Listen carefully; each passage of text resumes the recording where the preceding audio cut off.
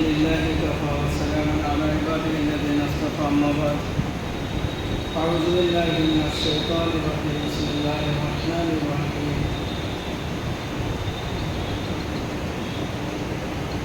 نون والقلم وما يسطرون ما أنت بنعمة ربك بمجنون وإن لك لأجرا غير ممنون وإنك لعلى خلق عظيم فستبصر ويبصرون بأيكم المفتون إن ربك هو أعلم بمن ضل عن سبيله وهو أعلم بالمهتدين صدق الله العظيم وقال رسول الله صلى الله عليه وسلم قال بعثت معلما لأتم مكارم الأخلاق أو كما قال عليه الصلاة والتسليم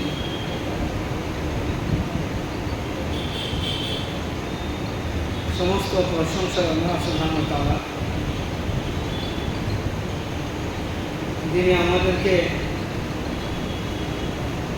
মাযহাব ইসলামের মধ্যে অনুকম্পা করে আল্লাহ পাঠিয়েছেন और आखिरी नबी आखिरी उम्मत और आखिरी आसमानी किताबें अल्लाह আমাদেরকে হকদার করেছেন কোরআনে আজিম। আল্লাহ তাআলার অত্যন্ত মেহেরবানি কৃপা আমাদের উপর। আল্লাহ তাবারক ওয়া তাআলার কাছে তার নবী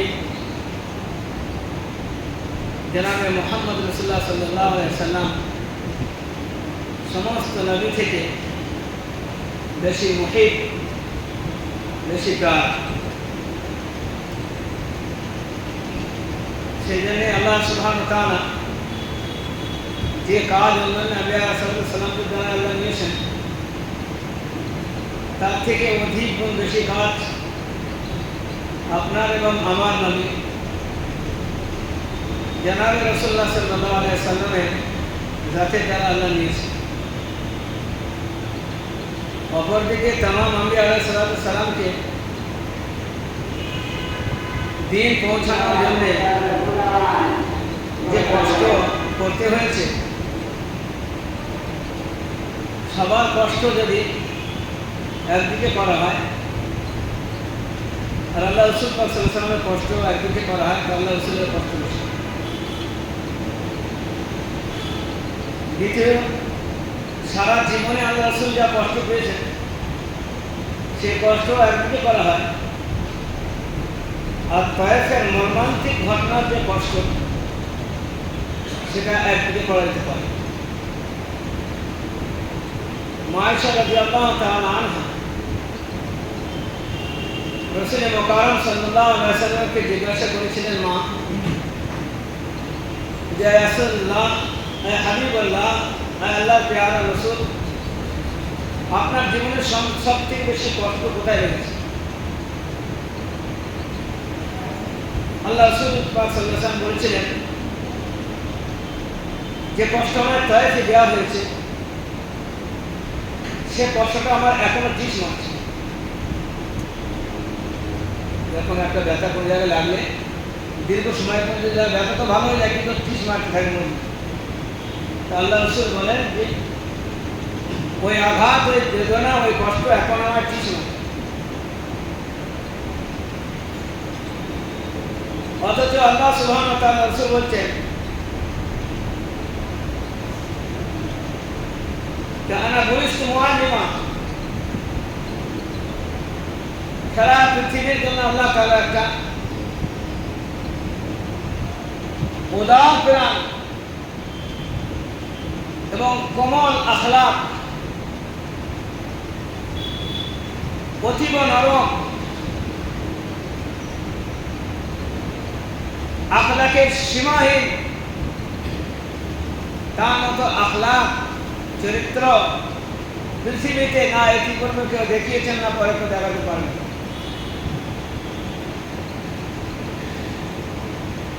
এবং আল্লাহ রাসূল সাল্লাল্লাহু আলাইহি ওয়াসাল্লাম লিউতিমা মাকারিমাল আখলাক, আমি শুধু উত্তম চরিত্রবান এবং আখলাকওয়ালা ছিলাম না, বরং উত্তম চরিত্র আখলাককে আমি বিতরণ করতে এসেছিলাম পৃথিবীর বুকে।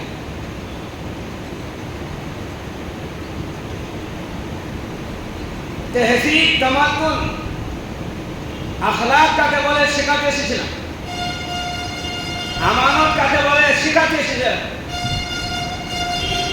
সত্য কাকে বলে শিখাতে এসেছিলাম, দ্বীন আসল কাকে বলে বুঝাতে এসেছিলাম,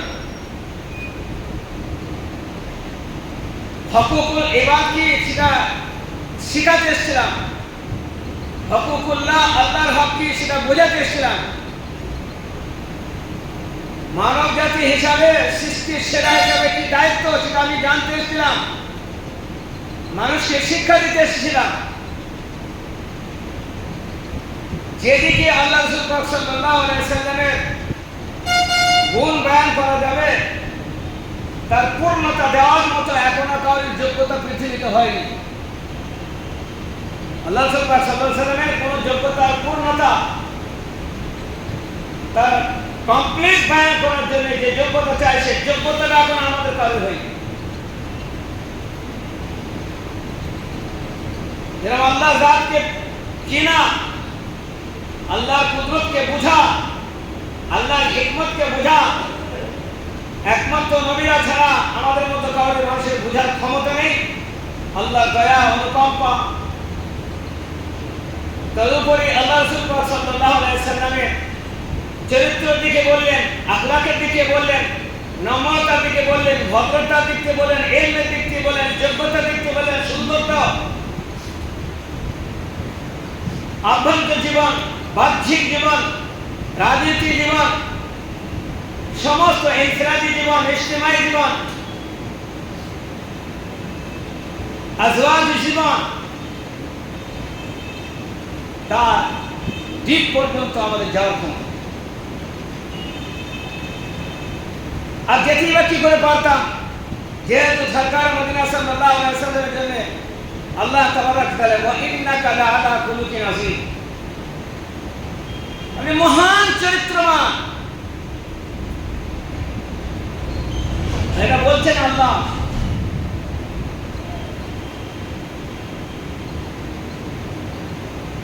এবং সারা পৃথিবীর মুআল্লিম করে আমি হয়েছে, বুঝতো মুআল্লিমা, সারা পৃথিবীর মাস্টার। এই জন্য আল্লাহ রাসূল সাল্লাল্লাহু আলাইহি ওয়াসাল্লামের কেউ মাস্টার নয়, ওনার মাস্টার ডাইরেক্ট বাহে রাস্তা হলো আল্লাহ সুবহানাহু ওয়া তাআলা। ছাত্র বড় যতই বড় হয়ে যাক, মাস্টার দিয়ে সামনে রেখেছি আমার ছাত্র, তো বাস শেষ, যোগ্যতা শেষ। আল্লাহ ফজল করম আল্লাহ রাসূলের উপরে, আল্লাহ রাসূলকে শিক্ষা দেওয়ার জন্য স্বয়ং আল্লাহ সুবহানাহু ওয়া তাআলা।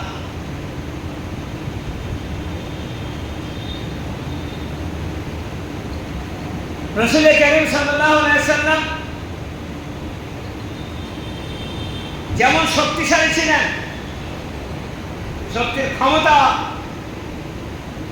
পাওয়ার আল্লাহ দিয়েছেন,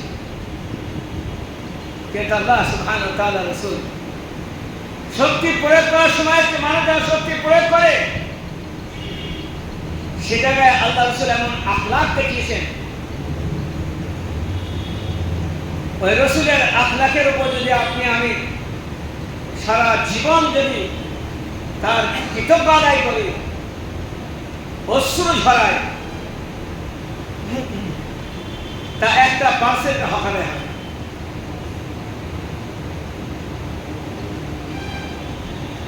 জনাবে রাসূলুল্লাহ সাল্লাল্লাহু আলাইহি ওয়াসাল্লাম সাথে যে দুর্ব্যবহার যারা করেছিলেন, আর তার সাথে যে ব্যবহার, যে চরিত্র,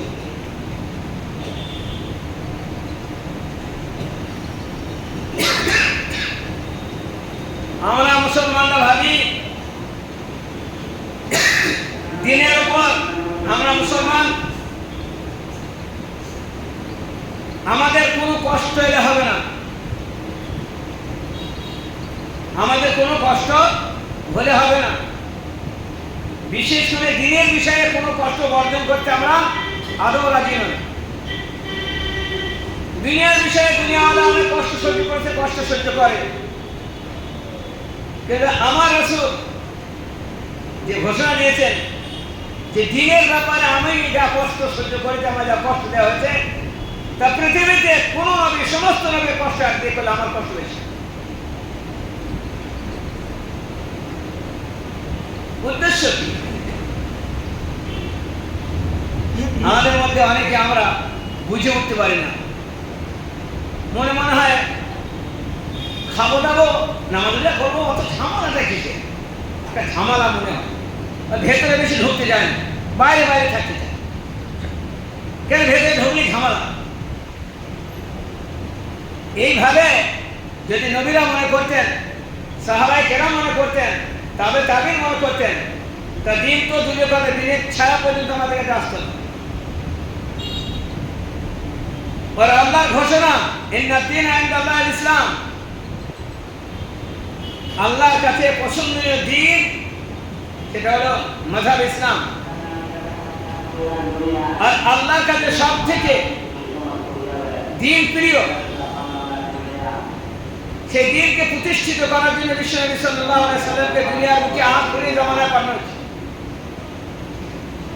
যখন সমস্ত দিক দিয়ে বর্বরতা চলছিল, গোমরাহি চলছিল, বরবাদের হাওয়া চলছিল, হিংস্র পশু থেকে মানুষ খারাপ ছিল, আল্লাহ রাসূল পাক সাল্লাল্লাহু আলাইহি সাল্লাম এসে শিক্ষা দিয়েছিলেন। মেয়েদের হায়েজ হলে, নিফাস হলে বাড়ি থেকে বার করে জঙ্গলে রেখে দিয়ে আসতো। মেয়ে হলে পরে সম্মান চলে যাবে,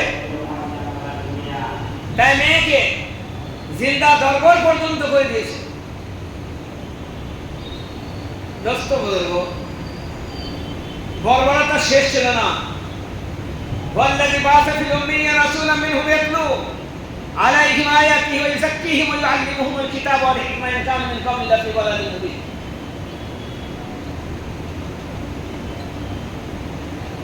আল্লাহ রাসূল পাক সাল্লাল্লাহু আলাইহি সাল্লামকে বয়কট করা হয়েছিল মক্কার মুখে। 3 বছর পর্যন্ত বয়কট করা হয়েছিল, যে যারা আল্লাহ রসুলের সাথে আল্লাহ রসুলকে মানবে তাদের পর্যন্ত খাওয়া বয়কট, পড়া বয়কট, বিবাহ শাদী হাওয়া মরা সব বয়কট করা। এত কঠিন পরিস্থিতির মধ্যে ফেলেছেন, আল্লাহ রসুল হিম্মত হারাননি। আবার যখন সুযোগ পেয়েছেন, তা তাদের শাস্তি দিয়ে বদলা নেননি। আল্লাহ রাসূল সাল্লাল্লাহু আলাইহি সাল্লাম বয়কট করেছিল, একটা চার্ট তৈরি করে চার্ট লিখেছিল একটা, যে কোন কোন বিষয়ে বয়কট করা হলো আল্লাহ রসুল এবং তার মান্যওয়ালাদেরকে। আমরা ভাবি যে মুসলমান হয়েছে ঠিক কথা, ফজর নামাজ পড়তে হবে, তার মানে আছে, কষ্ট হবে না? আর এখানে আমল করার দিলে কষ্ট নয়, এখানে মাযহাবে ইসলাম উপর আপনি ইসলাম গ্রহণ করলে আপনার কষ্ট। নবী মুহাম্মদ সাল্লাল্লাহু আলাইহি ওয়াসাল্লামের কথা শুনলে কষ্ট, যেটা আজ চলছে পৃথিবীর বুকে অনেক জায়গায়। তারপরে সেখান সে মোকাবেলা করে, প্রতিরোধ করে টিকে থাকার হুকুম দেওয়া হয়েছে, কারণ তারা জানে না মাযহাবে ইসলাম কি শিক্ষা দেয় আর এর মধ্যে কি আছে, তারা জানে না।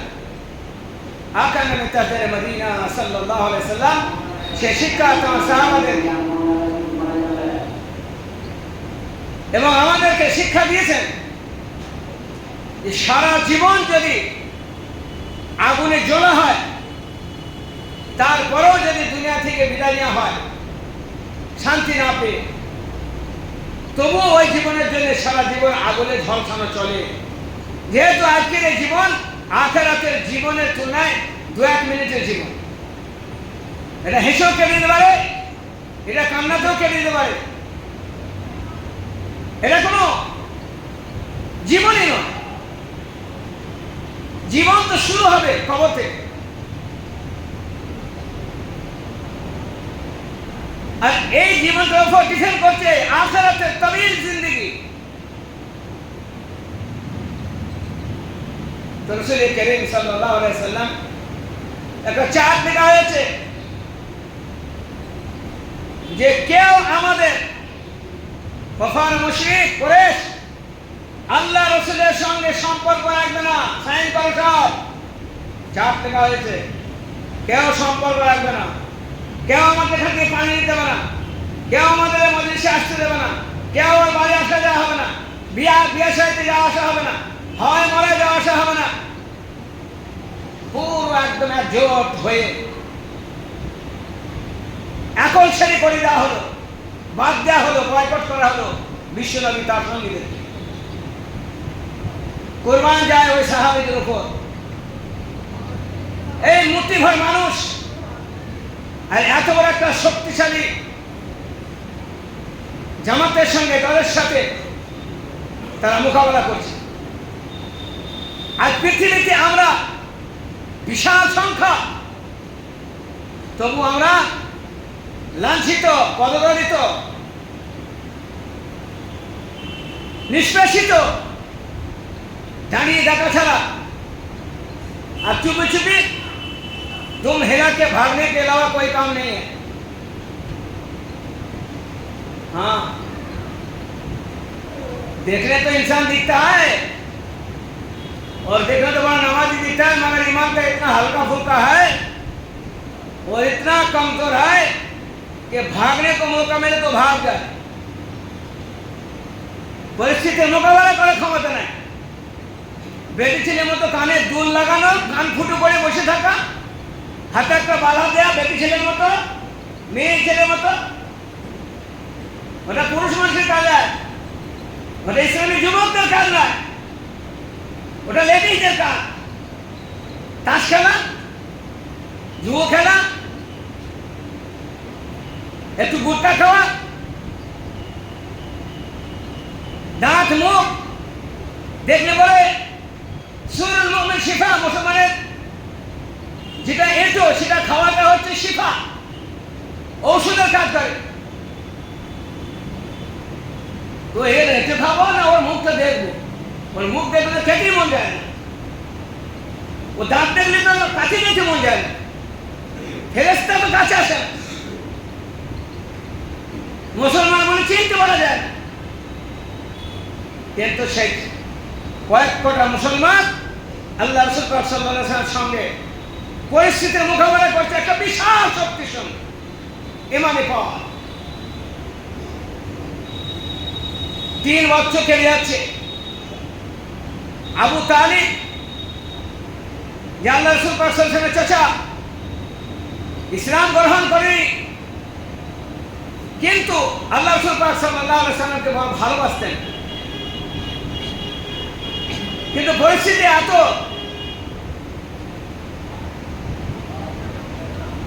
খারাপের দিকে ছিল যে আল্লাহ রাসূল সাল্লাল্লাহু আলাইহি ওয়াসাল্লামের চাচাও কিছু করতে পারছিলেন না। কিন্তু এতটা বড় চাচার ভয়ে আল্লাহ রাসূল সাল্লাল্লাহু আলাইহি ওয়াসাল্লামকে ডাইরেক্ট কেউ কিছু করতেও পারছিল না। 3 বছর হয়ে গেল আল্লাহ রাসূল সাল্লাল্লাহু আলাইহি ওয়াসাল্লাম এর কাছে জিবরিল আলাইহিস সালাম বলে, ইয়া রাসূলুল্লাহ, যা কিছু লেখা ছিল ওখানে अल्लाह नाम का बात दिए, वो चाहते सब वो ये सब खेल शेष कर दी, उसमें दिमाग ने खत्म कर दिया। वो चार्ट और लिस्ट जो बना हुआ है ऊपर टंगा हुआ है बैतुल्लाह में, उसको दिमाग में साफ कर दिया, उसको चाट लिया है। जब कानून नहीं तो कानून की इत्तबा कैसे? अल्लाह के रसूल बोले, अरे वो जो चार्ट का चाहिए चार्ट के मध्य किस चुना है, सब शेष नहीं, दिमाग लग चुका उसमें, রুই লেখে দিয়েছে। আল্লাহ রাসূল পাক সাল্লাল্লাহু আলাইহি ওয়াসাল্লাম চাচাকে বলতে, চাচা যান, যে বয়কটের যে লিস্টটি টাঙিয়েছিল উপরে, যে শরায়েত ছিল সেগুলো একটাও নেই। বলে, আবার তুমি কি করে বুঝতে পারলে? বলে হ্যাঁ আমি বুঝতে পারছি। বলে ওটা দেখতে পাওয়া যাবে না, গেলে এবার দেখে লিখতে পারে। বলে জিবরিল আলাইহিস সালাম আমাকে বলেছেন। বলে তুমি তো ঠিক বলো, তাহলে সত্যি তুমি আল্লাহর নবী। আচ্ছা দেখা যাক, আমি বলি। বলা হলো আবু জাহেল, আবু লাহাব, মোরা পান্ডাকে বলা হলো দেখো যে শারায়াত লেখা হয়েছে, যে কানুনগুলো লেখা হয়েছে, যে সংবিধান তৈরি করে ওপরে টাঙিয়ে দেওয়া হয়েছে, ওটা কিন্তু আসলেই নেই। বলে বলেন কি? হ্যাঁ। বলে হতেই পারে না। বলে দেখা যাক, ওই চ্যালেঞ্জ, হ্যাঁ চ্যালেঞ্জ দিয়ে দেখা হচ্ছে 20 भी ताला अल्लाह नाम का बड़ा लिख, अल्लाह नाम का আছে, बाकी सब दिमाग में खा के साफ कर दिया, कुछ भी नहीं। মানে बड़ी हैरत की बात है, কিছুই নাই। बोले बायकॉट करो, हो गया बहुत तुम्हारा बायकॉट कर दो, बायकॉट के बाद दो। আল্লাহ রাসূল পাক সাল্লাল্লাহু আলাইহি সাল্লাম খুব চিন্তিত ছিলেন, সংখ্যা তো কম, কি করব।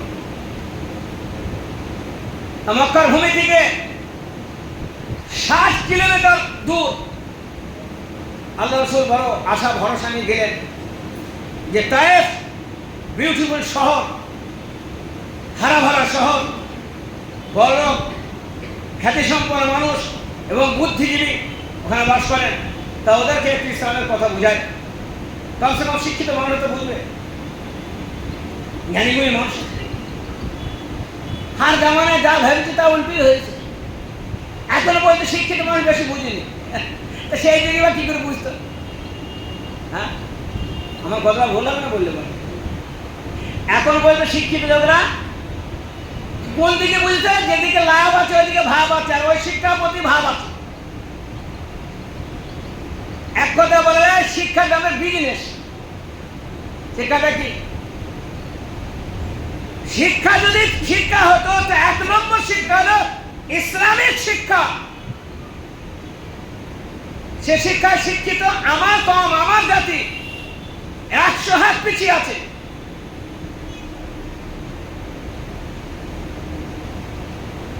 পিছিয়ে থাকাটা বললে ভুল হবে, বলো নিরক্ষর। তার থেকে বলা যায় যে চোখ থাকতে অন্ধ।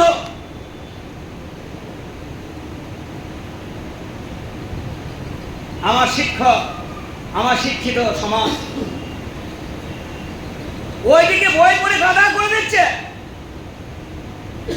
30 বছর পড়তে লেগে গেল, যতটা পড়েছে তার থেকে কম দিন থাকবে দুনিয়া, চাকরি করলেও তার থেকে কম, রিটায়ার হয়ে যাবে তার আগেই। যত লেখাপড়া করেছে তার থেকে বেশি দিন চাকরি হবে না। আর এখানে বলে 60 বছর পরে আপনি জামাত গিয়ে তখন বলছেন নয়নি কাজেরা দিন কি করবে বাপ, আলিফা তাসা। হারখানা দেখছেন কিনা শিক্ষা, মানখানটা দেখছেন। যদি বলি মোলসাহ ওরকম কথাই বলে, মোলসাহ নিজে তো শিক্ষিত নয়, অশিক্ষিত। একটা মৌলানা হলে MA পাস, সেটা আমি শিক্ষিত হতে পারলাম না। আর উনি এখন এসে আলিফা পড়ছে, উনি শিক্ষিত হয়ে গেলেন। যদি আমার জাতির এই পরিস্থিতি হয় তাহলে অন্যরা কি বলবে? তায়েফে সব শিক্ষিত ছিল, শিক্ষিত কাজে গেল, তারা বললো হো তোমার আজ খেতে কাল নাই, তোমাকে আবার নবী করে পাঠিয়েছে। এখানে আজ খেতে কাল থাকতে হবে, তবে সে নবী হবে। আর আল্লাহ নিজাম হলে নবী পরিবার শুকিয়ে মাসের পর মাস চলে যেত না, কিন্তু একটা ইশারা করলে আসমান থেকে জান্নাতের খাবার নিয়ে চলে আসতো। পাওয়ারটা এতটা। সেখান থেকে হলো না আর এক না, বলছে বাইতুল্লাহ দেওয়াল ফেটে যাবে। তুমি কি বলছো কি তোমাকে নবী করে পাঠিয়েবে? খুব উপহাস, আর অনেক কথা। আর একজনের কাছে কথা বলে তোমার সাথে কথা বলতে রাজি নয়, যদি নেবে হও তাহলে ফের, আর যদি না হও তো এরকম ভাবে মূর্খদের সাথে আমি কথা বলতে রাজি।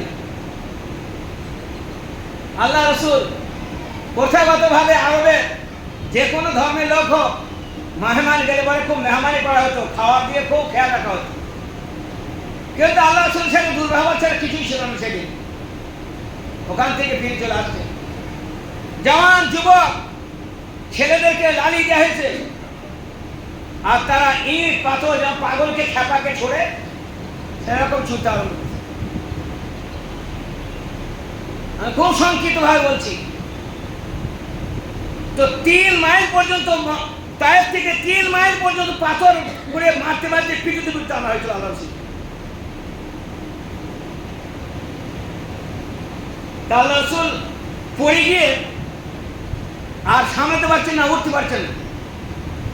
তারা ওরা এসে জোর করে হাত ধরে তুলে দাঁড় করে দিয়ে আবার পায়ে হাঁটুর নিচে ওই নরম অংশটায় মার,